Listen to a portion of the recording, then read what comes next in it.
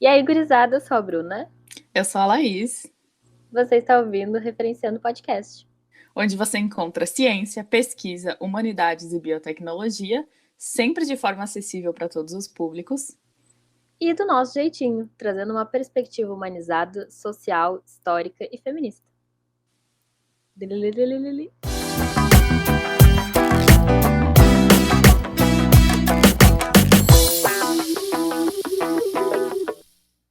Universidade implica universalidade, e isso tem significados tão plurais quanto o próprio conceito. É justamente em função da universalidade que não se pode admitir proposições como a da escola sem partido, pois a universidade é o espaço do contraditório e do pensamento crítico, e qualquer raciocínio crítico percebe que o conhecimento, a ciência e a tecnologia, a inovação, não são neutras. E qualquer tentativa de imposição de neutralidade contém um lado definido, o que se intensifica em um espaço plural. Esse é um grande desafio, pois em uma sociedade na qual a desigualdade impera, essa discrepância tende a se reproduzir e até se intensificar no interior das universidades. Para ser universal, esse espaço necessita da democracia, da liberdade em todas as suas acepções e, sobretudo, de políticas de inclusão das minorias e um olhar especial à maioria alijada socialmente. E é com esse trecho do artigo E Agora, em defesa da universidade pública, de autoria de Fernando José Martins e publicado pelo jornal Le Monde Diplomatique, Brasil, em 2019, que começamos mais um episódio do Referenciando Podcast. Veio no francês, amiga, veio. Ela veio, né? Então, gente, recém o terceiro episódio do Referenciando, nosso baby. Tô muito emocionada. E a gente já quer agradecer, assim, imensamente a todo mundo que está nos acompanhando, que está engajando no Insta. A gente, assim, tá muito feliz de ver nosso projeto sair do papel. E, assim, receber mensagens das pessoas, sabe? Falando que se identificam com o conteúdo. E também de ver o pessoal que já nos conhece engajando no Insta, né? No YouTube, enfim. Então, a gente quer fazer um agradecimento muito especial aos nossos amigos e amigas, que são maravilhosos, que estão sempre nessas loucuras que a gente se mete. E então, muito obrigada, pessoal. Quem tem amigos tem absolutamente tudo. Sim, gente, nós ficamos felizes demais com todo o apoio e carinho que a gente vem recebendo desde que a gente jogou esse projeto aí para o mundo, né? Depois de meses de muito trabalho nos bastidores. E cada mensagem que a gente recebe de pessoas dizendo que se identificaram com algo que a gente falou nos episódios anteriores deixou o nosso coração quentinho, porque o Referenciando é sobre isso, né? Sobre acolhimento, compreensão e identificação. Então fica aqui o nosso super agradecimento e apreço por todo mundo que está acompanhando e nos dando gás para continuar com esse projeto. Exatamente. E sobre o que vai ser esse episódio de hoje, amiga? Caótico. Conta pra nós. Então, gente, a nossa ideia era produzir um episódio que seria um, assim, Academia 101, abrangendo conceitos, né, dos mais básicos aos mais complexos e toda a burocracia que envolve a graduação e a pós-graduação. Então, basicamente, um guia prático com informações que vão ajudar vocês a navegar no mundo acadêmico. Então, a gente começou a elaborar o roteiro, definir os tópicos que a gente gostaria de abordar, reunir informações. E, de repente, a gente simplesmente tinha 30 páginas de material bruto para esse episódio. Porque a relação de se estender, né? E de querer falar tudo, abranger o mundo em um Então, episódio. rindo de nervoso. E aí a gente acabou percebendo que a gente precisava repensar a estrutura desse episódio e do conteúdo que a gente queria trazer para vocês. Pois é, né? À primeira vista, assim, pareceu que ia ser um episódio super inofensivo e tal. E aí, o que era inofensivo acabou tendo que ser dividido em três partes. Então, a gente resolveu dividir, assim, para que não ficasse extremamente maçante, porque é um conteúdo pesado e muito conceitual, assim. E também dividir de uma maneira que fizesse sentido, né? Então, vão ser três partes que vão compor o conceito, né, do Academia 101. Então, esse episódio que vocês estão ouvindo, como vocês já viram pelo título, vai ser sobre graduação. Aí, na segunda parte, a gente vai falar sobre pós-graduação e na terceira, sobre órgãos de fomento e investimento em pesquisa no Brasil. Claro que, eventualmente, assim, se surgirem outros tópicos relevantes que a gente esqueceu de abordar, enfim, que vocês queiram que a gente fale, com certeza a gente pode fazer outras partes dessa série, né? Dessa série, entre aspas. Então, hoje, para dar início a essa série de episódios que vão compor o nosso Academia 101, nós vamos trazer informações que vão te ajudar a navegar na graduação e que são informações que, na maioria das vezes, ninguém nos conta. E a gente não sabe que precisa saber. E quando percebe que precisa, a gente não sabe direito onde buscar essas informações. Mas assim, gente, é importante destacar que a gente vai trazer informações mais gerais para dar um panorama geral de como essas coisas funcionam. Porém, existem muitos detalhes que vão variar entre diferentes universidades e diferentes cursos. Então, a partir do que a gente vai compartilhar aqui, vocês conseguem ter um norte, uma compreensão mais ampla que vai ajudar vocês a irem atrás de informações específicas para o seu caso em particular, tá bem? E é super importante que vocês façam isso. Isso aí. É importante, assim, frisar isso, que nós duas temos experiências em universidades específicas. Então, a Laís teve experiência na UFPEL, um pouco na FURG, um pouco na UCPEL, eu tive experiência na UFPEL, agora eu estou tendo experiência na URGS. Então, assim, nem sempre as informações vão bater 100% para todas as instituições, mas a gente pesquisou bastante para fazer um conteúdo, assim, bem democrático, que vocês possam usar como norte. E aí até a gente já falou aqui, né, que estar dentro da academia não é fácil, é complicado, tem várias ramificações e coisas a saber. E aí hoje a gente vai falar a partir de uma perspectiva mais conceitual, né, mais objetiva.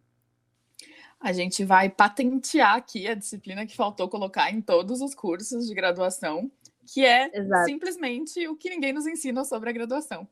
Então, a gente vai tentar abordar aqui tudo que um calouro gostaria de ouvir antes de ingressar na faculdade. Uhum. Eu bem sei, assim, porque no início da minha vida, na faculdade, eu não tinha ideia de onde é que eu tava pisando, sabe? E além de estar entrando em contato com conteúdos completamente diferentes, mais profundos, mais maçantes, ainda tinha que lidar com a parte burocrática, né? Porque, nossa, acho que tanto eu e a Laís, enquanto a gente produziu o roteiro, a gente deve ter pensado, assim, como a gente queria que tivessem feito isso, sei lá, que a gente tivesse encontrado esse conteúdo quando a gente estava entrando, sabe? Porque é Nossa, extremamente, com certeza. é muito relevante, muito bom da gente saber. Não é que seja o conteúdo mais legal do mundo, ai, que delícia falar sobre burocracia da universidade, mas é uma coisa necessária. Utilidade pública. Exatamente, super necessário.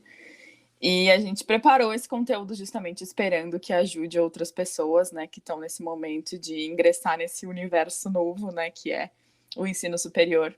Então, a gente espera muito que seja útil para vocês, né? E se ajudar uma pessoa, a gente já está contente. Uhum. Então, vamos começar do excelentíssimo começo, né, amiga? Você que passou por esse processo recentemente, conta pra gente como se ingressa em um curso de graduação. Ai, vamos respirar bem fundo, pegar uma pipoquinha, um café, um mate, o que tu gosta de beber. E concentra aqui, tá? Respira fundo. Seguinte, para quem tá no ensino médio, ou para quem simplesmente quer iniciar a vida no ensino superior, enfim, independente da tua idade, saiba que a gente tem duas maneiras de fazer isso, tá? O famigerado Enem, tá? Aquele que todos temem, e os vestibulares. Mais uma coisa de cada vez. Bora falar do Enem primeiro. Para quem não está familiarizado com o Enem, tá? Enem quer dizer Exame Nacional no Ensino Médio. E é basicamente um exame de admissão para o ensino superior, organizado pelo INEP, que é um instituto ligado ao Ministério da Educação, também conhecido por MEC. Então, se você não sabia, fique sabendo, que isso é muito importante. Hoje, tá? Essa é a principal maneira de ingressar no ensino superior. Mas é interessante saber que o Enem não foi criado com esse objetivo. Inicialmente seria só um exame para avaliar a qualidade e o desempenho da educação básica do país, tá? Mas aí, no ano de 2010, o governo do Linha, ladrão, que roubou meu coração, pôs em prática a lei do Sistema de Seleção Unificada, mais conhecido como SISU. E o SISU funciona como uma plataforma de inscrição, ou seja, o Enem é o exame propriamente dito, né, a prova que você vai prestar, e o SISU é a ferramenta que se usa para se inscrever nas universidades públicas do país. E é nessa plataforma que a gente consegue ver os cursos de graduação disponíveis, quantas vagas estão sendo oferecidas, a nossa colocação em comparação aos outros candidatos, boletim de desempenho, notas de corte, enfim, todas essas informações. Então, só pode se inscrever no SISU quem fez a prova do Enem, né? Porque o SISU vai utilizar a nota do Enem para processar sua inscrição. E detalhe que qualquer pessoa pode prestar a prova, mas para entrar no sistema do SISU, a pessoa deve ter completado o ensino médio. Então, você precisa estar ali pronto para entrar para a universidade. Exato. Cada instituição de ensino superior prevê uma porcentagem total ou parcial de vagas. A maioria adere todas as suas vagas para a nota do Enem como forma de ingresso. Por que algumas aderem parcialmente? Porque essas possuem vestibulares próprios. Então, algumas vagas vão ser destinadas ao ingresso pelo SISU e outras para quem presta a prova específica, né, o vestibular que é promovido pela própria instituição. E assim, uma coisa muito legal do Enem, para quem tem vontade de estudar no exterior, tem essa curiosidade e tal, enfim, é o sonho de muita gente, eu acho. É que existem mais de 40 universidades em Portugal que admitem a nota do Enem, né, como forma de ingresso. Então, a gente vai até deixar no nosso Medium um link que explica melhor como isso funciona. Eu vou dar muitos detalhes. Lá tem a lista das instituições que tem esse vínculo com o INEP, né? Então, enfim, vale muito a pena conferir se tu tem esse interesse e tal. Bom para se informar. E aí, além disso, existem processos seletivos, né? Ou vestibulares, tanto faz, que são próprios de cada universidade. Então, tipo, por exemplo, FUVEST, da USP, é um vestibular da USP. A URGS também tem vestibular próprio, a UFSC, Unicamp, enfim, tem várias universidades que têm o seu próprio vestibular, tá? Mas ainda assim, todas essas instituições de ensino superior que possuem seus vestibulares próprios, elas podem usar a nota do Enem como parte da pontuação exigida para o ingresso, entendeu? Tipo, exemplo, a Unifesp usa o Enem como primeira fase do processo de seleção. Outras universidades oferecem essa possibilidade de um ou outro, por exemplo, ou tu entra pelo vestibular ou pelo SISU, mas tu pode fazer os dois, é só na hora tu tem que escolher qual deles tu quer para ingressar. E aí é desses vestibulares próprios, né, que as instituições privadas se valem para aprovar os candidatos ou não. Mas aí, antes de explicar essa parte, amiga, explique o que é o PAS. Pois bem, uma outra porta de entrada para uma universidade, nesse caso valendo para as públicas, é o PAS, que é também conhecido como processo de avaliação seriada. Esses são processos seletivos que avaliam o estudante em 3 etapas durante o período em que ele está cursando o ensino médio. Então, ao final de cada ano letivo, o estudante vai realizar uma prova, que é organizada nos moldes do vestibular, então normalmente consiste de uma prova de múltipla escolha e uma redação. E isso vai variar bastante entre cada universidade, né, como essas provas são organizadas. Então, por exemplo, eu e a Bruna fizemos o PAV, né, que é o processo de avaliação seriada da UFPEL, Universidade Federal de Pelotas. E no PAV você faz provas de múltipla escolha no primeiro e no segundo ano do ensino médio, e no terceiro ano você tem a prova de múltipla escolha mais a redação. Então, isso vai variar, né, entre diferentes processos seletivos, e você sempre vai encontrar todas essas informações nos editais. E aí, no final do terceiro ano, né, depois de realizar todas as provas, as notas são somadas e usadas como forma de ingresso. Então, alguns exemplos de universidades que oferecem essa modalidade de ingresso são a UNB, que é a Universidade de Brasília, a UFSM, que é a Universidade Federal de Santa Maria, no Rio Grande do Sul. Também, como eu comentei, a UFPEL, que oferece o PAV. E então, detalhe, né, que não são todas as universidades que oferecem esse processo, mas é sempre bom dar uma pesquisada e ver se as universidades que você tem interesse oferecem, né, essa modalidade de ingresso. Então, fiquem atentos e usem a ferramenta da internet a seu favor. Pesquisa aí se as suas universidades de interesse oferecem essa possibilidade e tire proveito de todas as oportunidades que você tiver. Tá, eu vou explicitar aqui que muita gente fez o ensino médio tipo, não sabia da existência disso, e isso é uma maneira muito mais acessível de tu conseguir entrar, porque, imagina, tu só vai fazer uma prova com conteúdo daquele ano, aí depois outra prova com conteúdo daquele ano, é bem mais simples e o conteúdo é menor, enfim, aproveitem isso. Exatamente. E ainda nessas formas de ingresso, né, que a gente tem a educação superior, o Enem também pode te encaminhar para uma universidade privada, né? E principalmente, muito importante, te manter nela. Isso porque em 2004, ainda antes de promover o SISU, tá? O governo Lula sancionou a lei do ProUni, que é o Programa Universidade para Todos. Esse programa foi criado com o objetivo de conceder bolsas de estudos integrais ou parciais em curso de graduação para as instituições pagas de ensino superior. Então, essas bolsas podem ser adquiridas através da nota do Enem, e aí o ProUni vai ser a ferramenta, a plataforma, né, onde se inscrevem os candidatos, bem semelhante ao SISU.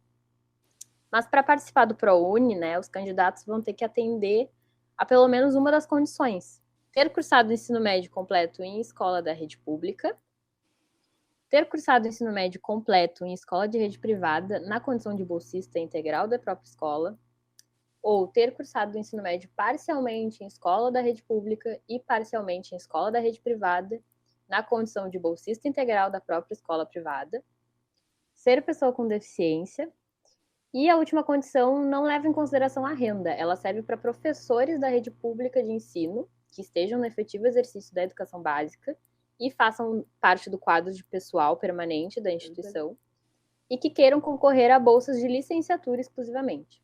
Então, para concorrer às bolsas integrais, o candidato deve ter renda familiar bruta mensal de até 1,5 salário por pessoa, ou seja, cota socioeconômica.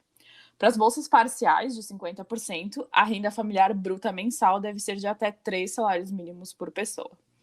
Então é importante lembrar que são realizados 2 processos seletivos do ProUni por ano, um no primeiro semestre e outro no segundo semestre. E também existe uma lista de espera, né, onde eles chamam candidatos para preencher as bolsas que sobraram nas chamadas regulares do processo. Além do mais, né, segundo o próprio site do ProUni, vou ler para vocês para ficar bem claro. O candidato a bolsas do ProUni não precisa fazer vestibular nem estar matriculado na instituição na qual pretende se inscrever. Entretanto, é permitido às instituições participantes do programa submeter os pré-selecionados a processo seletivo específico, isento de cobrança de taxa. Essa informação será dada ao candidato no momento da inscrição. Então, assim, de maneira geral, é bom ter em mente que cada universidade opera de um jeito, principalmente as privadas. Então, essa questão do processo seletivo específico, né, se eles vão passar, isso varia bastante, tá? Mas dando uma procurada no site da própria universidade que tu quer, né, que tu tem esse objetivo de entrar, tu já acha esse tipo de informação. E antes de continuar, amiga, eu queria fazer um parênteses, né, de como o Enem foi uma ferramenta essencial para a democratização do ensino superior e para facilitar o acesso, né? Porque na época em que a única opção era o vestibular, tinha toda aquela função de você ter que viajar até a cidade em que tem a universidade que você gostaria de estudar para fazer, né, o processo seletivo vestibular da própria universidade. Então essa era a única maneira de você aplicar para diferentes universidades, né?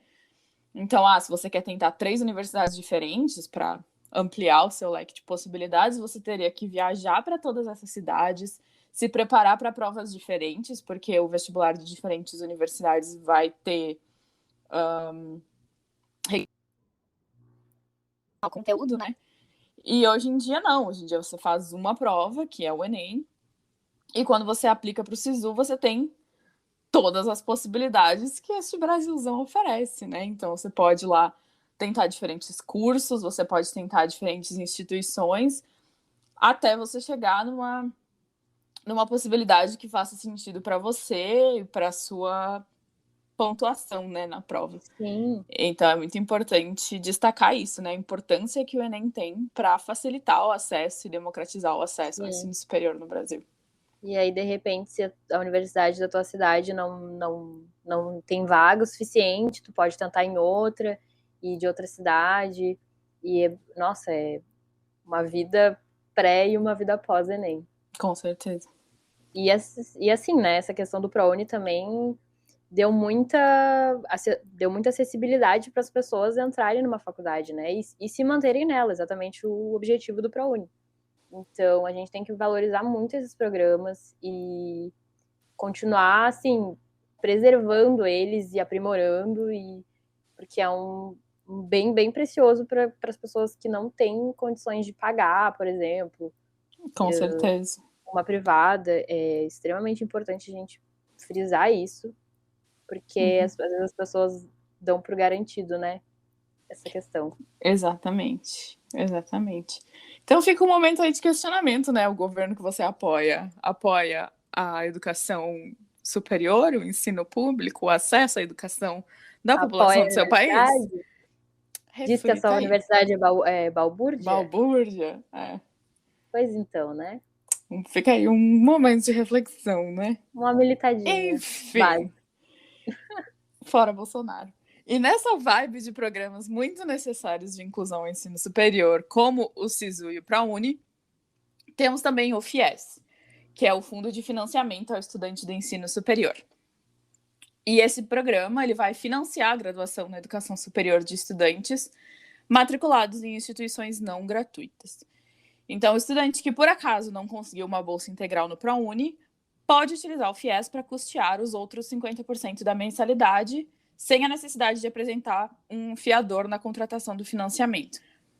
E para isso é necessário que a instituição para a qual o candidato foi selecionado tenha firmado um termo de adesão ao FIES. Agora, amiga, vamos falar sobre cotas, um tema super importante para quem está ingressando e que com certeza não é abordado o suficiente. Então começa contando pra gente o que é a política de cotas. Bueno.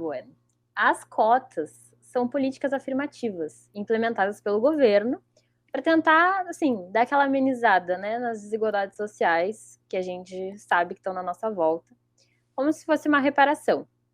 Já adianto que isso não repara nada, tá?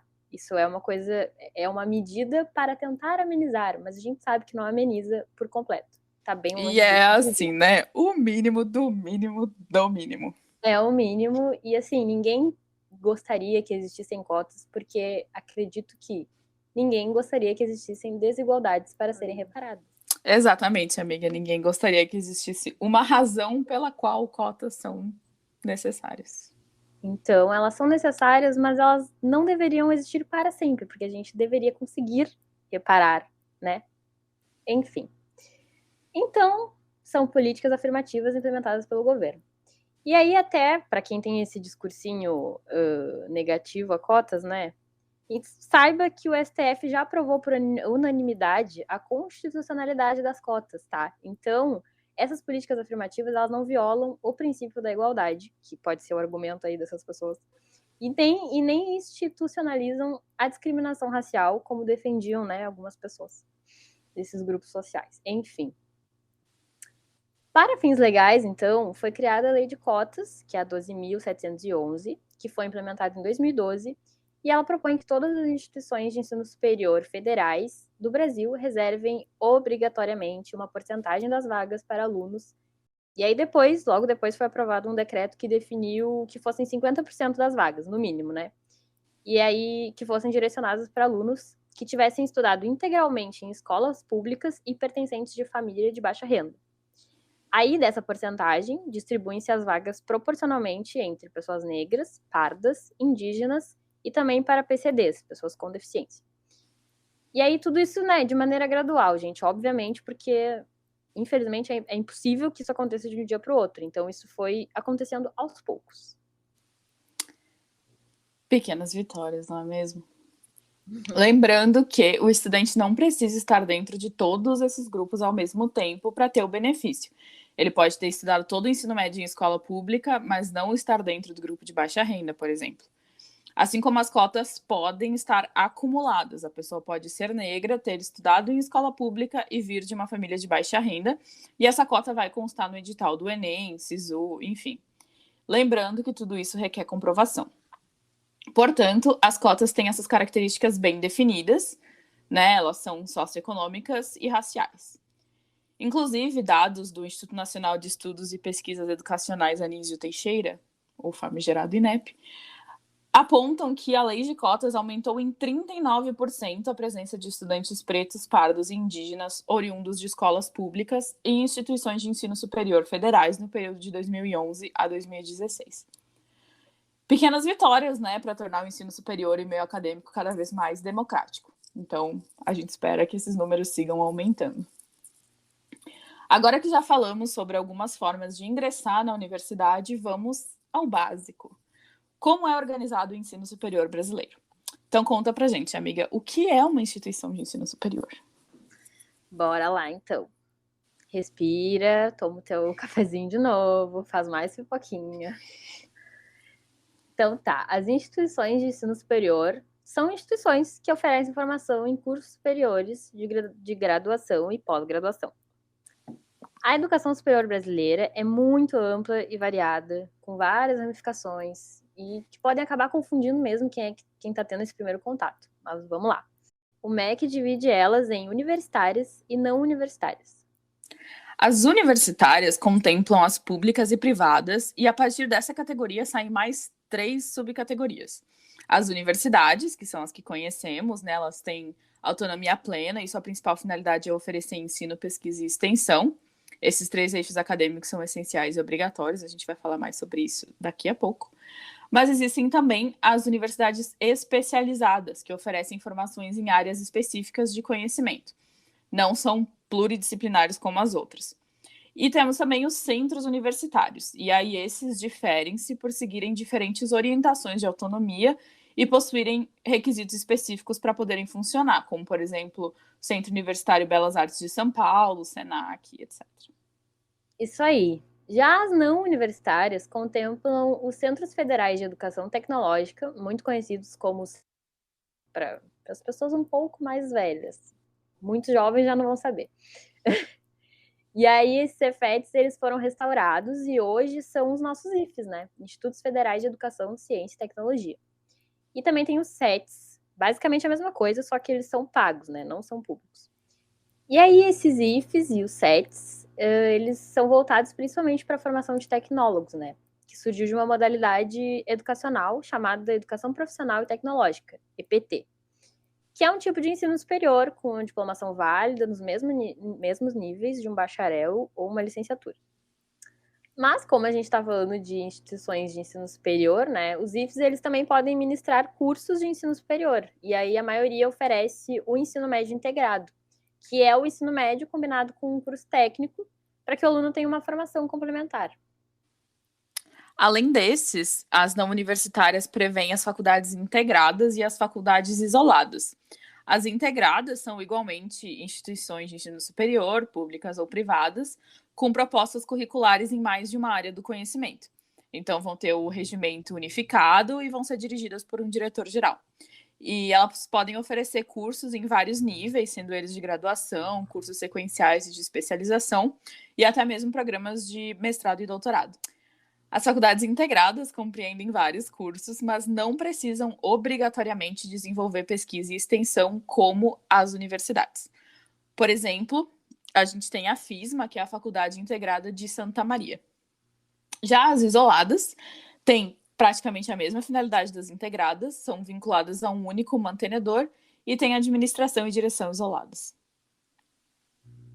Então, para simplificar, dar uma resumida assim, usando uns conceitos mais comuns, porque assim, não dá para decorar isso tudo.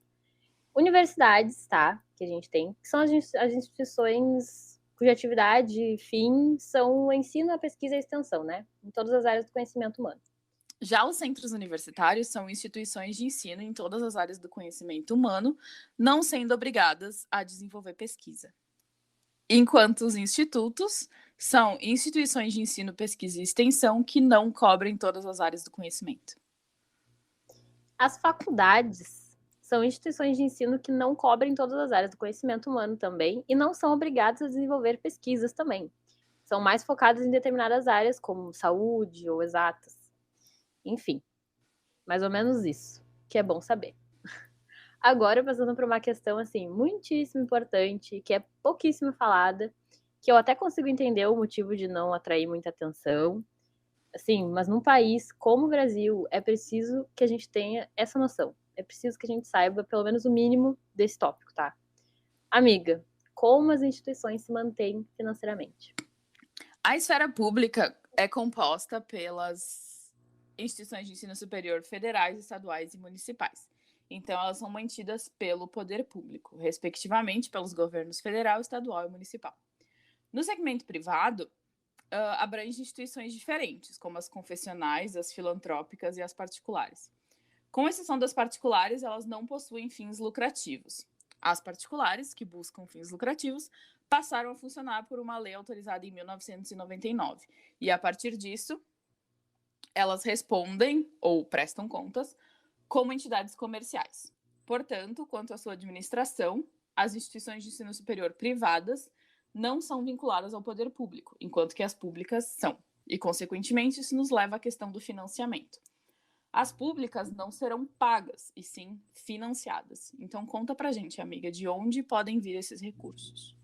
Então, esses recursos podem vir de recursos federais mesmo, provenientes do MEC, então do orçamento, a Receita Federal, que para quem não sabe, a Receita Federal ela é toda a arrecadação do dinheiro público, basicamente, que a gente dá para o governo, né? Indiretamente. Então, dessa Receita Federal vai ser feito um orçamento da esfera da educação, da saúde, enfim. E aí, do orçamento da educação, uma parte do dinheiro vai para o MEC, uma parte ou toda, não tenho certeza, tá? Vai para o MEC, e aí o MEC vai repassando para as universidades federais, para os institutos, enfim. Tudo que for da esfera federal da educação. Aí tem os recursos estaduais e municipais, provenientes dos respectivos governos, arrecadações estaduais de amparo à pesquisa, recursos privados, famílias ou empresas que fazem doações, alunos que pagam mensalidades, enfim. E os recursos provenientes do governo podem ser repassados às universidades através das agências de fomento, como a Coordenação de Aperfeiçoamento de Pessoal de Nível Superior, que é a CAPES, e o Conselho Nacional de Desenvolvimento Científico e Tecnológico, que é o CNPq. E aí, esses dois, tá, são bem importantes e vão ser explicados no terceiro episódio da nossa série, Academia 101. E aí também tem a FINEP, né, Financiadora de Estudos e Projetos. Além de, obviamente, as arrecadações de impostos, taxas e tributos da população geral. Então, todos nós mantemos as universidades federais, indiretamente, o que é uma questão, né, que gera muitas críticas negativas por certos grupos sociais. Mas o que essas pessoas não entendem é que todo esse dinheiro, entre aspas, porque quem acha que existe alto investimento nas universidades só pode estar vivendo fora da nossa civilização, retorna para a sociedade de muitas maneiras. Então, as instituições privadas, elas dependem quase totalmente da cobrança de mensalidades, de anuidades, cobranças extras por cursos que elas oferecem, enfim.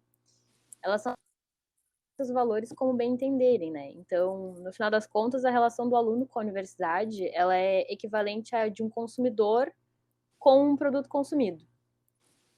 Além dessas arrecadações mais diretas, as particulares elas possuem outras fontes de recursos. Por exemplo, o crédito educativo do FIES é um que contribui muito para o financiamento e para a manutenção dessas instituições, né? Mas, enfim, vamos passar para um tópico que eu acredito que vai interessar mais, né? Para quem está nessa fase de escolha de curso, pensando o que vai fazer da vida.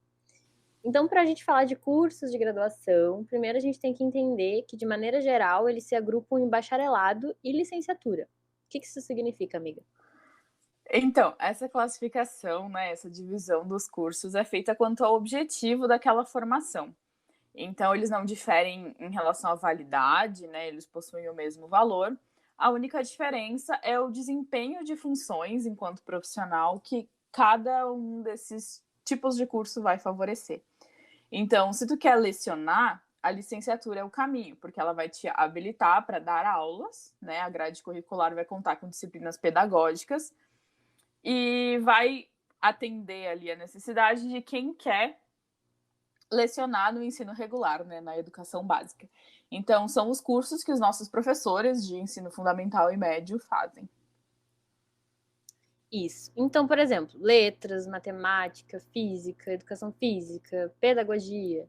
Enfim, esses cursos eles existem no grau da licenciatura, mas eles também existem no grau do bacharel. O que é isso? Os cursos de bacharelado, eles direcionam a atuação do estudante, né, para as áreas de trabalho específicas que cada um oferece. Então, por exemplo, quem se forma em direito, quem se forma em relações internacionais é internacionalista.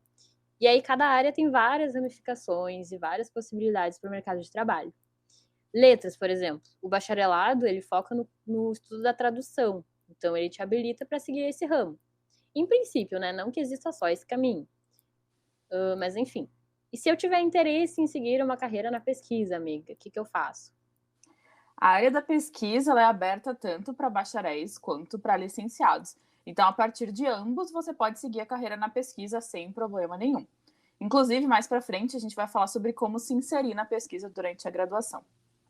Mas, enfim, a principal diferença vai ser nas suas possibilidades de inserção no mercado de trabalho, além da pesquisa.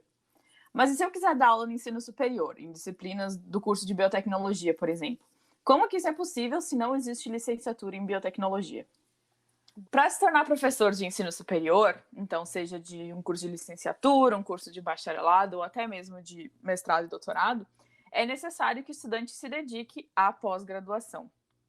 E o requisito, né, para ser contratado para uma posição de professor, né, de docente no ensino superior ou para ser admitido em um concurso, vai variar de universidade para universidade.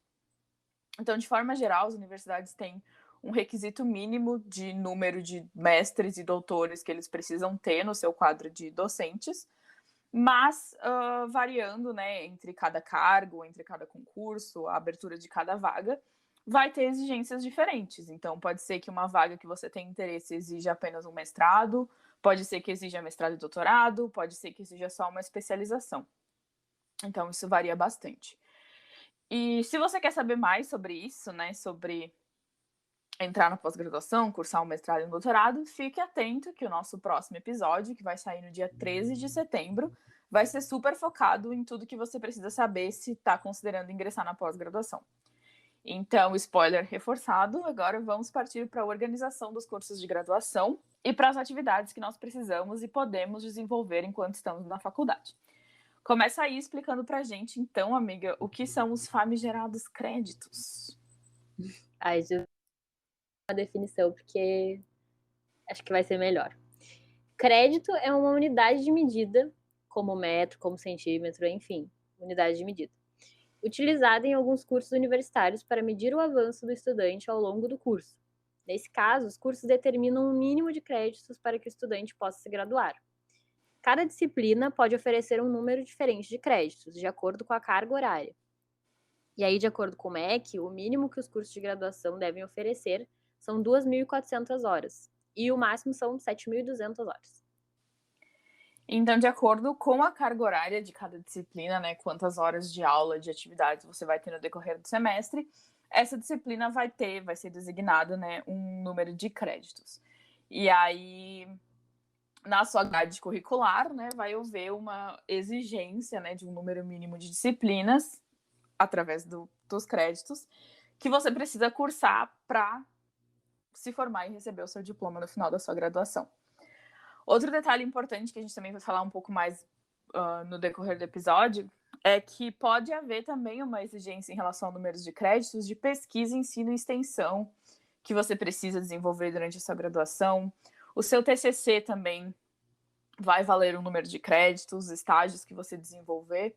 Então, é bem importante se informar como isso funciona no seu curso, né? Quantos créditos você precisa cursar.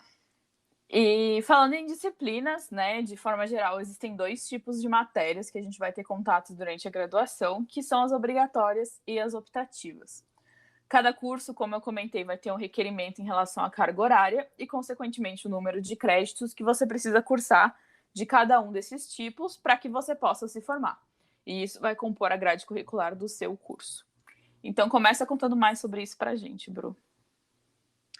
Então, os cursos de ensino superior, eles são compostos por 2 tipos diferentes de disciplinas, como a Laís falou, optativas e obrigatórias.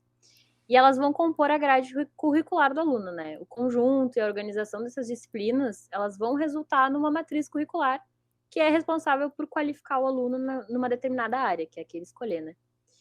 E as diretrizes curriculares nacionais, que são os responsáveis por selecionar e definir esse projeto pedagógico de cada curso, né? Os conteúdos que vão ser passados, enfim. As obrigatórias, então, como o nome já prevê, né? São as disciplinas que vão estar lá no teu currículo, como as principais a serem cursadas. E aí, sem ter completado elas com uma nota mínima, tu simplesmente não te forma.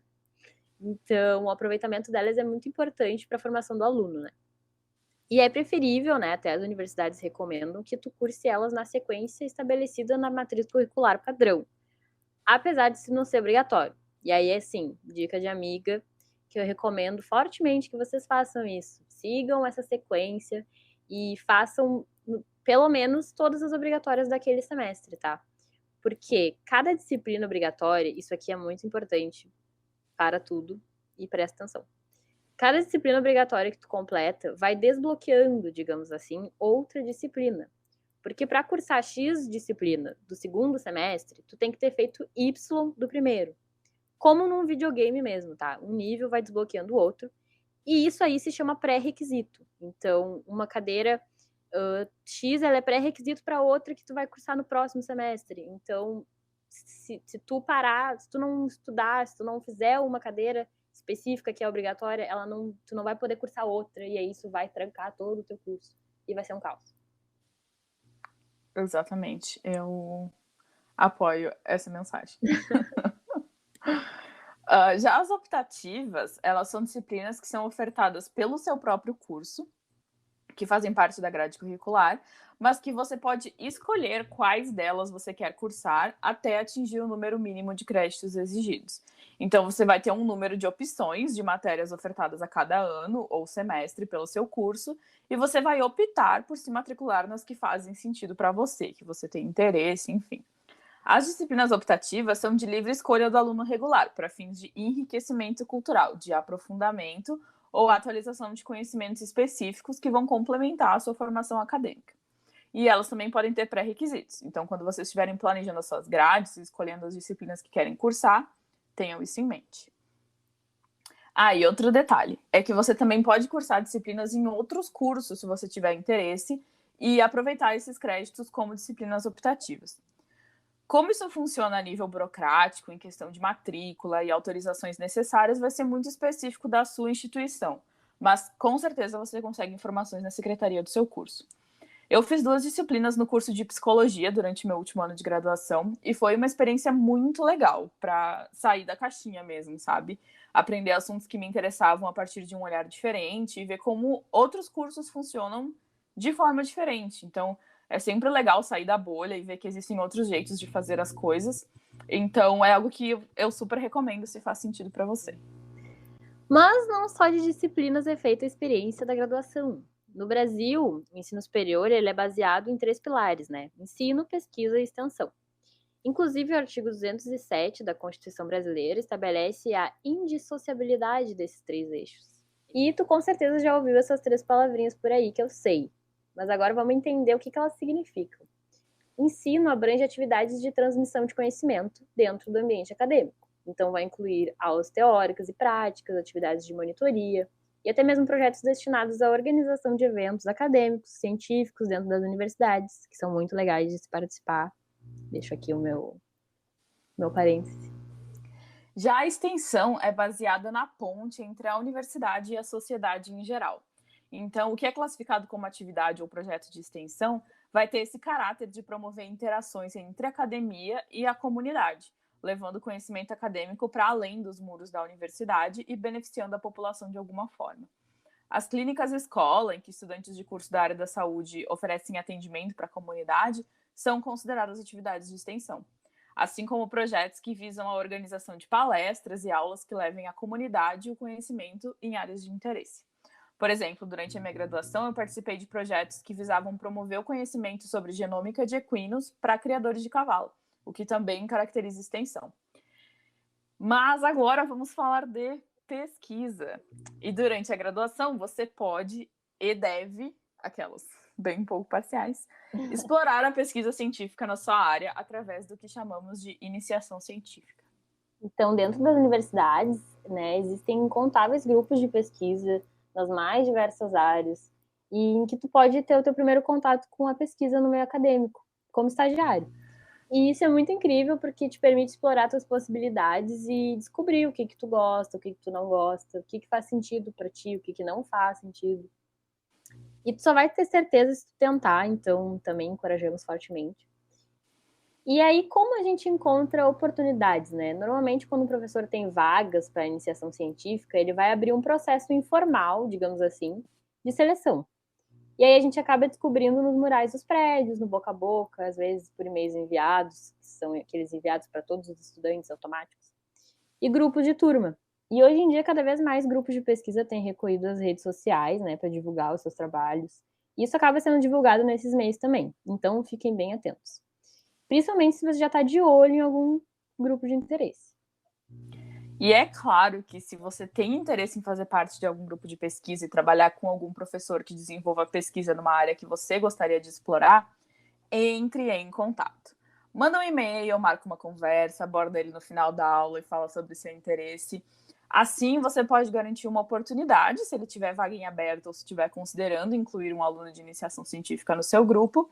E se não estiver naquele momento, muito provavelmente ele vai lembrar de você e do seu interesse quando abrir uma seleção de estágio. E isso é algo que varia muito, viu, gente? Mas, de forma geral, o que vocês podem esperar de uma seleção para iniciação científica é uma avaliação do currículo, do histórico acadêmico e de uma carta de interesse dos candidatos, que geralmente é feita pelo professor coordenador do grupo de pesquisa e ou por pós-graduandos do seu grupo. Em alguns casos, podem existir pré-requisitos, como que algumas matérias específicas já tenham sido cursadas ou que você esteja cursando a partir de X semestre. E aí, de forma geral, esses documentos eles vão ser avaliados e alguns ou todos os candidatos vão ser chamados para uma entrevista para que você possa se apresentar e falar sobre você, sobre seus objetivos. E a partir daí vão ser escolhidos os alunos aprovados. E é importante destacar que a seleção de alunos para projetos de ensino e extensão pode seguir o mesmo modelo. A participação em projetos de pesquisa e até mesmo de extensão e ensino pode ser voluntária ou remunerada, né? Isso normalmente é informado já na divulgação do processo seletivo. Também existe a possibilidade de tu ingressar em um projeto sem remuneração, mas o coordenador pode acabar conseguindo alocar recursos para pagar você no decorrer da sua participação. A remuneração para esses projetos é chamada de bolsa e, de forma geral, vem de recursos destinados às universidades pelos órgãos de fomento para essa finalidade.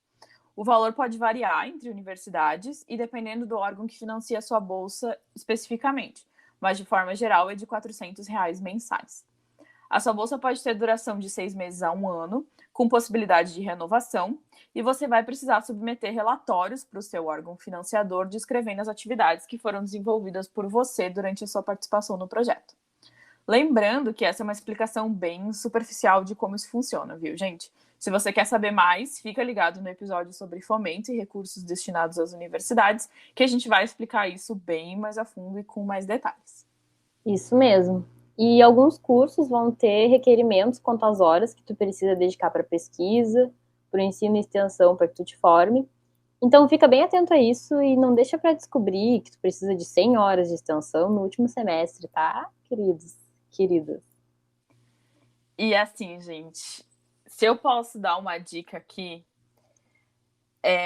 se envolva. É incrível quantas habilidades você desenvolve se envolvendo nesses projetos. Então, tire proveito de tudo que a tua universidade te oferece. Explora todas as possibilidades que tu tiver, porque isso é uma oportunidade incrível de se encontrar e descobrir o que faz o teu olho brilhar dentro do leque de possibilidades que a tua profissão te abre. Outro ponto muito legal é que as universidades normalmente promovem eventos focados em ensino, pesquisa e extensão, em que você pode apresentar o trabalho que você desenvolve nesses projetos e os seus resultados.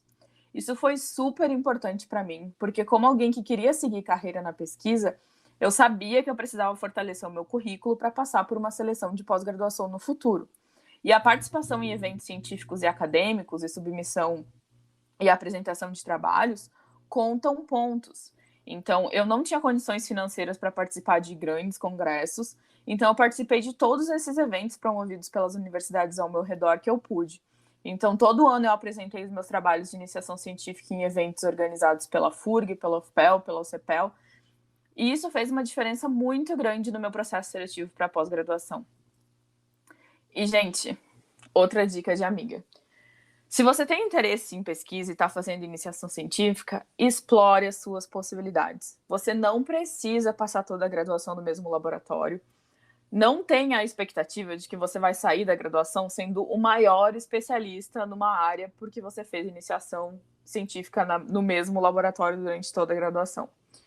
Então, assim, A iniciação científica, além de ser uma oportunidade de você ganhar experiência em pesquisa, é uma oportunidade de explorar. Então, se você tem interesse, nossa, eu acho que eu gosto de pesquisa na área de biotecnologia vegetal, mas eu também gosto de células-tronco, mas eu também gosto da parte de oncologia molecular, não sei exatamente o que quero. Gente, explore. Faça estágio em diferentes laboratórios, tentem diferentes coisas, porque vocês, como a Bruna comentou, vocês não vão ter certeza do que vocês gostam se vocês não experimentarem diferentes coisas. Então, usem esse momento para isso. Depois, no mestrado, no doutorado, se pesquisa é o que você quer para sua vida, você vai ter todas as oportunidades para se especializar num campo. Então, usem a iniciação científica com sabedoria, tá? Então, dica aqui de quem já passou por isso e chegou no doutorado é: explorem, tentem coisas diferentes. Vale muito a pena. Depois vocês vão olhar para trás e vão ter a certeza de que vocês escolheram o caminho certo para vocês. Então, reforço. Explorem tudo que a sua universidade e até mesmo as universidades ao seu redor têm a oferecer. Exato, amiga. É bem importante falar disso, de se envolver mesmo, porque vou dar, tipo, agora da minha experiência no direito, que como eu falei já no primeiro episódio, eu não tinha muito essa noção, essa perspectiva, esse pensamento de me envolver. Eu tava tão, assim, desiludida e com questões em relação ao meu, se eu tava feliz ou não naquele curso, que eu acabava que eu acabei não experimentando muitas coisas. E eu até falei que eu ia nas semanas acadêmicas e eu não prestava atenção, eu tive a oportunidade de apresentar trabalhos no CIEP, né, mas eu não levei à frente o trabalho. E talvez isso tivesse feito diferença, sabe, no meu processo de descobrimento. Mas eu acho que é uma coisa que foi necessário eu passar. E aí agora, na Letras, né, que eu tô, graças a minha decisão e tal, não a Deus, mas a minha decisão, eu tô bem feliz com a minha escolha. E, cara, eu tô pegando o que tiver pra eu me envolver, eu tô me envolvendo, sabe? E assim, uma dica, outra dica é: conheça tudo sobre o teu curso. O curso que tu escolheu, vai lá e olha os cronogramas dos professores, que eu não olhava, pelo menos, plano de aula quando eu estava no direito. Eu cagava pro plano de aula. E hoje eu vejo que faz uma diferença absurda. Conheça o plano de aula de cada disciplina que tu vai fazer. Faz uma lista das suas leituras que tu tem que fazer, pelo menos das básicas que tu precisa, porque, assim, principalmente se tu vai fazer um curso semestral, não tem como tu ler tudo, todas as leituras principais e as leituras complementares, não tem como. Mas, assim, faz uma lista básica do que tu precisa ler, tenha visualmente, assim, o conteúdo que tu precisa estudar, sabe? Antes de tu, de fato, pegar para estudar, conheça cada cadeira que tu vai fazer. E para tu não ter surpresa, sabe? Eu acho hoje em dia eu acho isso tão importante. Eu não sei como é que eu sobrevivi a 3 anos de direito sem me planejar. Planejem-se, pelo amor de Deus. Hoje eu tenho listas das minhas leituras, eu tenho planejamento semanal do que eu tenho que saber para aula tal, o que está pendente. Cara, isso faz muita diferença e tu olha de outra maneira pro curso, tu vê que faz mais sentido, sabe? Se tu vai pegando o negócio nas coxas, assim, tu fica muito perdido. E em relação, assim, a estágio, que é uma coisa que a gente tinha comentado um pouco antes, eu não sou dessa área, né, de biológicas, enfim, de laboratórios. Então, o que era em questão do direito, assim, era tu ir para órgãos públicos e tentar um processo seletivo. Tem vários bem remunerados no direito, né? O direito eu acho que é uma exceção, que tem bastante estágio que paga bem. Mas eu tive muita dificuldade, acredito que alguém vai se identificar, eu tive muita dificuldade de encontrar estágio. E olha que tem muito a oferecer, porque eu não sabia, assim, eu não sabia me apresentar numa entrevista de estágio, eu não tinha essa experiência. E isso conta bastante, sabe? Então, hoje em dia tem várias contas de Instagram que te ajudam nisso, que te dão dicas. Eu vou até indicar o arroba na promotoria, que é uma ex-colega minha que faz esse conteúdo, e ela já deu umas dicas, é mais, né, mais focado para a área do direito. Mas, assim, nesse estilo de pessoas que produzem conteúdo, procure isso, assim, dicas de como fazer um currículo ajeitadinho, sabe, bonitinho, o que fazer nas entrevistas, e procure um estágio desde cedo, tá? Pelo amor de Deus.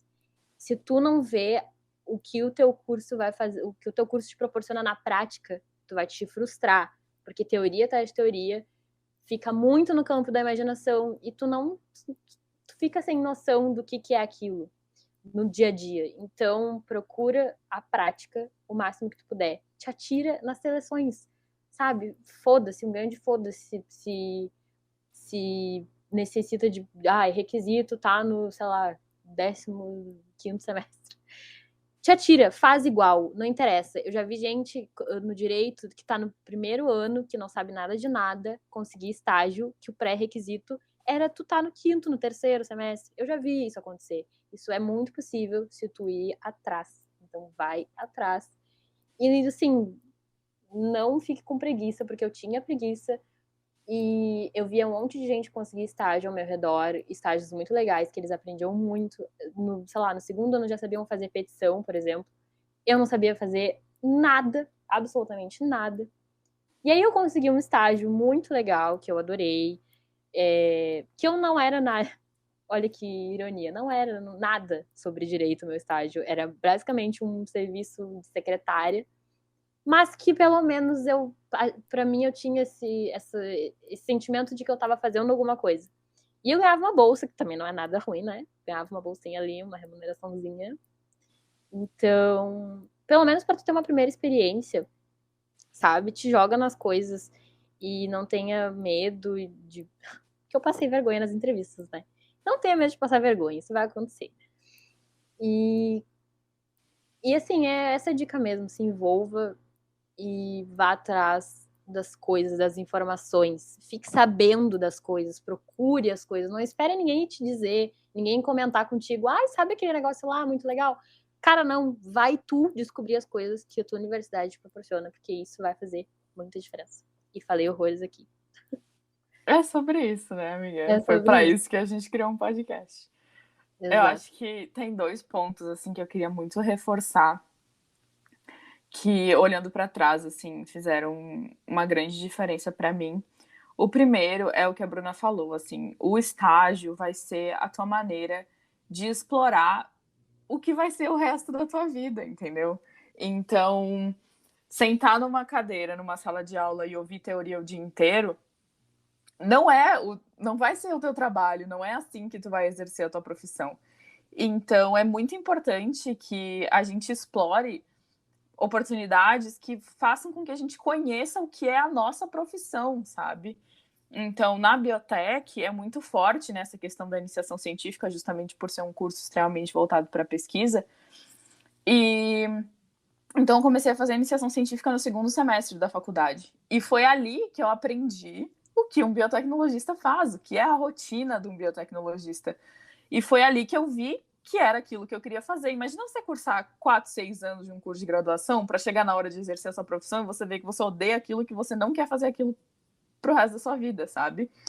Não que seja muito tarde para mudar de caminho, mas você tem a possibilidade de explorar o que é o mercado de trabalho e o que é o exercer a sua profissão enquanto você está na graduação. Então, explore, tente, se joga e descobre o que a tua profissão te oferece, sabe? Até porque quando a gente escolhe um curso de graduação, a gente não tem noção do que são as possibilidades dentro do mercado de trabalho.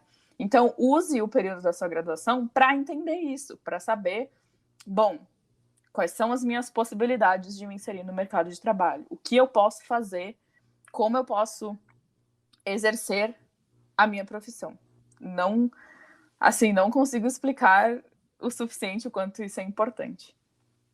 E outro ponto dentro desse mesmo conceito aí, é que algo que a gente falou, né, no 2º episódio, que eu também acho bastante importante de reforçar, que é que nos momentos em que a graduação fica difícil, em que você tem que fazer disciplinas que você não gosta muito, que não é aquilo que você quer focar, ou quando você tá fazendo uma disciplina que é muito difícil para você e você tá lá, tipo, lutando para conseguir estudar, para conseguir passar nas provas e ser aprovado na matéria, nesses momentos em que a gente se questiona se é isso mesmo, se a gente tá no lugar certo, ter esse contato com outras coisas que a universidade oferece, como estágios, como iniciação científica, vai te lembrar o porquê que você está encarando esses momentos difíceis, sabe? Então, isso para mim foi essencial, sabe? Quando eu estava fazendo disciplinas que eram difíceis para mim, ou que eu não curtia tanto assim, eu lembrava do meu estágio, eu pensava na hora que eu estava lá na bancada fazendo meus experimentos e lembrava, sabe? Não, vou passar por isso porque eu tô no caminho certo, porque é isso que eu quero fazer pro resto da minha vida, sabe? Então, também é uma forma de manter as suas prioridades nos lugares certos, assim. E para finalizar, também acho importante destacar que quando a gente sai da escola e a gente entra na universidade, a gente tem essa ideia de que a experiência universitária é assistir aula.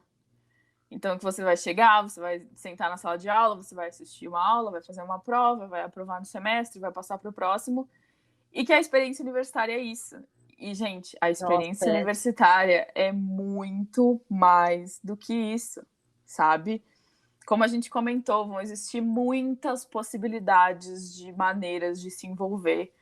Você pode participar de projetos de iniciação científica que não são exclusivos da área de biológicas, tá? Eles vão existir em todas as áreas. Você pode se envolver com extensão. É algo que, assim, eu gosto muito e que é muito recompensador você levar para a comunidade o conhecimento que você está adquirindo no seu curso. A função de ensino também vai fazer monitoria e ajudar alunos que estão iniciando no curso, vai participar de organização de eventos, de semana acadêmica, de simpósio, vai apresentar seu trabalho em evento de promoção de pesquisa, ensino e extensão. Gente, tenham muito isso em mente. A universidade não é só assistir aula e fazer prova. Eu acho que é tudo mais que isso. É tudo menos isso. Não, tô brincando, mas isso acho que ficaria em último lugar, assim. Porque... E é muito doido, porque a gente entra com essa ideia, sabe? E se você não tá atento ao que tá acontecendo ao seu redor, ou se não tem, tipo, professores ou outros alunos jogando na sua cara as coisas, às vezes você não se toca de que a vida não é só ir pra aula todo dia, sabe? E é claro que às vezes é muito difícil. Na verdade, é muito fácil você se perder nas suas responsabilidades básicas, né? Tipo, porque é muita disciplina, é muito estudo, muita prova, muito não sei o que, muito trabalho.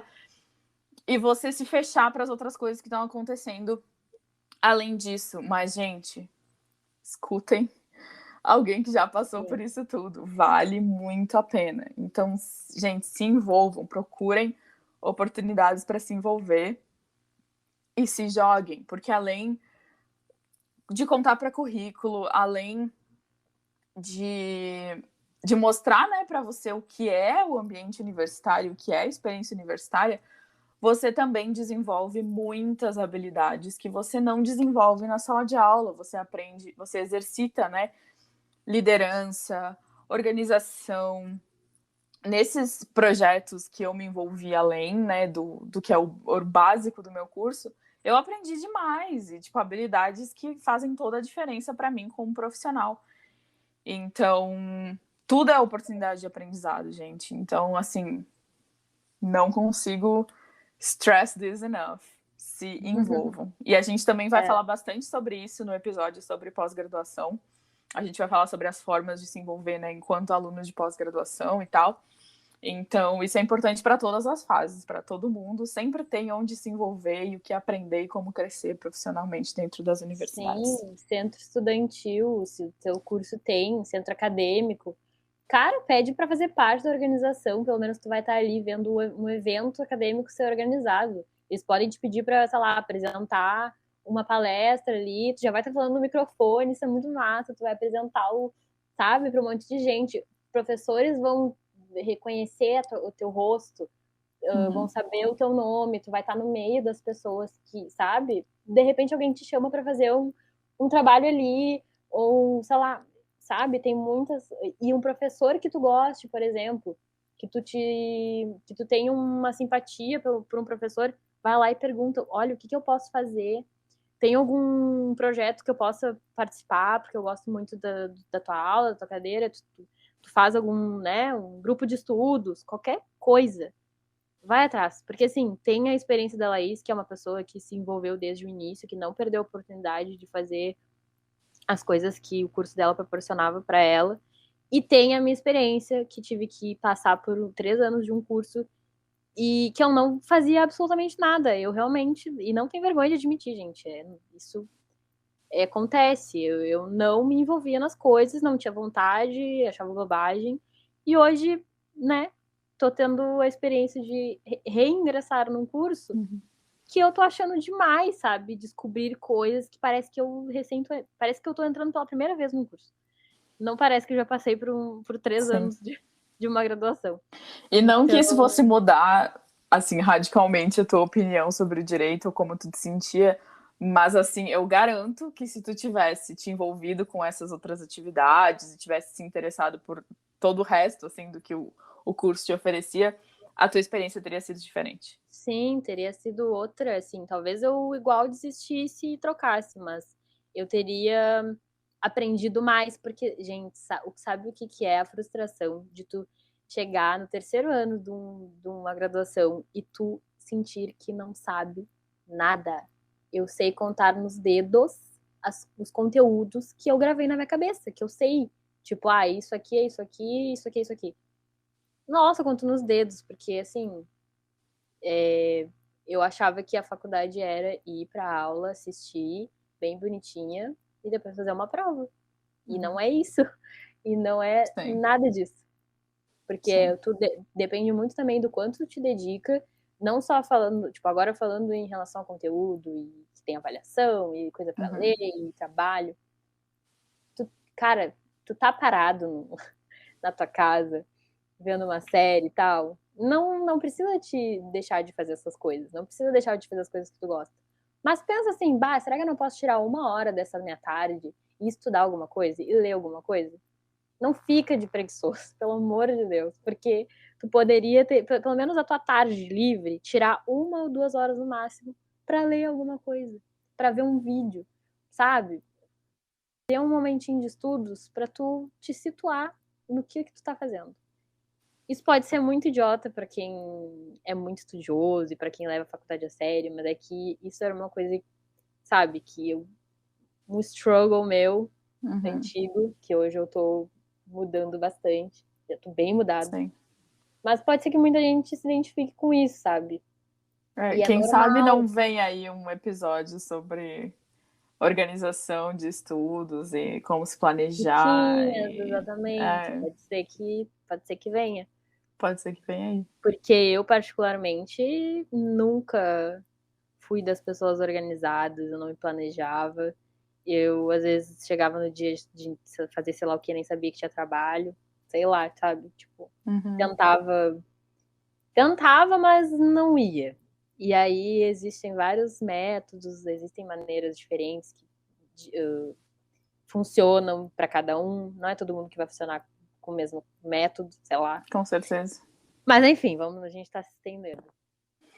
Então, amiga, vamos encerrar os devaneios, essa sessão devaneios aqui, com as nossas referências, né? Então, Vamos. lembrando que todo final de episódio do Referenciando, a gente traz aqui algumas referências, né, de conteúdos que a gente consome, que a gente gosta e que a gente gostaria de compartilhar com vocês. Então, começa aí, amiga, lança a tua referência de hoje. Tô até abrindo o meu Instagram, porque hoje vai ser uma coisa leve, uma coisinha leve e uma coisinha mais, assim, em relação à produtividade. O primeiro Insta, eu vou indicar 2 Instas, tá? O primeiro é Colo Virtual, o nome, muito fofinho. Ele é administrado pela Sofia Oliveira, ela é baiana. E, cara, é um Insta cheio de textinhos fofos e alguns tapas na cara. Sempre bom, né? Tem uns quotes, assim, umas frases maravilhosas. Ele é todo fofinho e tem textos muito bonitinhos também. é muito bom pra tu, sei lá, tá num momentinho de descontração, sabe? Ao invés de ver bobagem no Instagram, vai ver um Instagramzinho assim, sabe? Fofo. Fofucho. Arrasou, amiga. E o segundo é o @escreva_melhor, da Bruna Hamersky, ou Amersky, desculpa se eu falei errado o nome.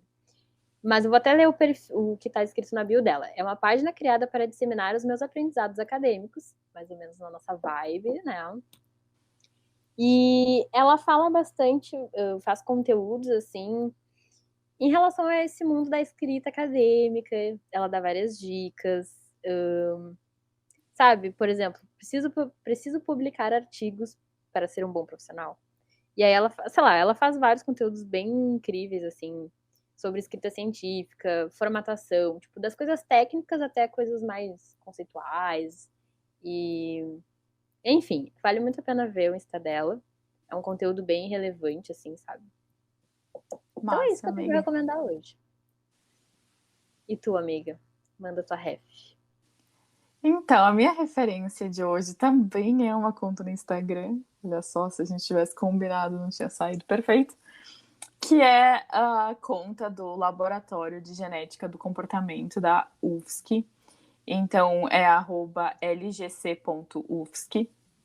E esse laboratório ele é coordenado pelo professor Jason Visídio. E eles fazem um trabalho de divulgação científica, assim, muito incrível e impecável, gente. Sério, o conteúdo deles é muito legal. Eles falam bastante sobre a pesquisa que eles desenvolvem no laboratório. Também trazem conceitos de biologia celular, de genética, com posts, assim, lindos, super bem feitos. Eu simplesmente adoro consumir o conteúdo deles. Então, se você tem interesse em biologia celular, genética do comportamento, corre lá, segue eles e acompanha o conteúdo muito bacana que eles estão produzindo lá. E lembrando que todas as referências, né, tanto essas que a gente mencionou agora, como absolutamente todas as fontes que a gente consultou enquanto a gente trabalhava no material, né, que a gente trouxe aqui no episódio de hoje, estão disponíveis no nosso Medium. Então, você consegue acessar digitando no seu navegador medium.com/referenciandopodcast, ou se você for no nosso Instagram, @referenciandopodcast, você clica lá no link da nossa bio e vai ter um linkzinho para ir para o nosso blog. E aí lá você consegue conferir todas essas referências, links e, enfim, tudo que a gente mencionou aqui durante esse episódio. Exatamente. A gente normalmente conclui também com um spoiler do próximo episódio, mas a gente, na verdade, já deu spoilers dos 2 próximos episódios, né? Já então, demos. Lembrando que os próximos 2 episódios vão seguir, né, essa série que nós batizamos carinhosamente de Academia 101. Então, o próximo focado em pós-graduação, em como todo esse mundo funciona. E depois, sobre financiamento, órgãos de fomento, como ocorre o investimento ou a falta de investimento em pesquisa no nosso Brasilzão. Gente, muito obrigada por ouvirem até aqui. Aguardem pelos próximos episódios, porque assim, esse conteúdo, modéstia à parte, está muito relevante. Uma utilidade pública, que eu queria muito que tivesse um desse, né, à minha disposição há uns 3 anos atrás. E é isso, a gente vai ficando por aqui. Sigam a gente nas nossas redes sociais. E até mais. Um beijo. Beijo, galera. Até a próxima.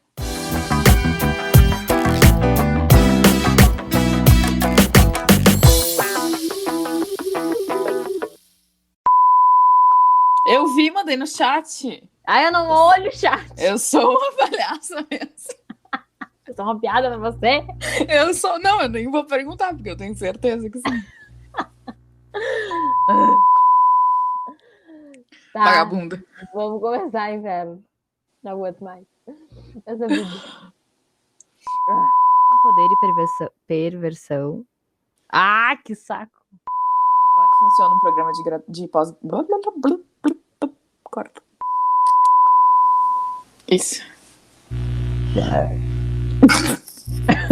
Amiga, que bom que ficou gravado. Muito bom. Corta aqui. Eu me esqueci. Cara, já me regou.